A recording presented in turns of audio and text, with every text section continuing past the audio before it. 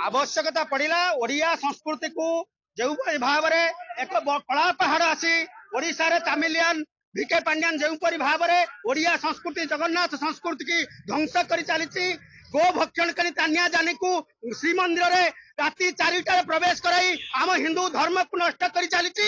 विरुद्ध रे से जो परिवार जड़े गो भक्षकारी समर्थन करी नहीं आखंड जगन्नाथ मंदिर प्रवेश करता आज आखंड मणि मंदिर प्रवेश करें आखंड मणि प्रेमी ए शिव भक्त मान जो अंचल आखंड मणि प्रेमी विरोध करुचु एवं अशुद्ध होइथिबारु भिके पांड्यान पाद एठार पड़िथिबारु हिंदू संस्कृतिर ये मंदिर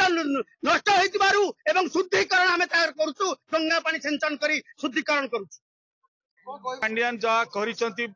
जगन्नाथ मंदिर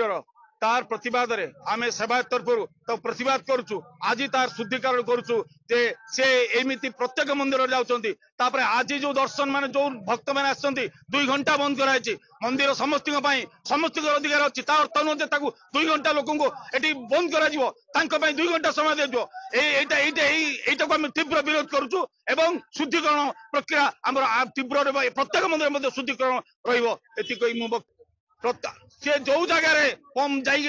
भाषण देते जो जगह मंदिर भीतर प्रवेश करते से जगार आम गंगा पानी गोबर पानी समस्त पकई आम शुद्धिकरण कलु।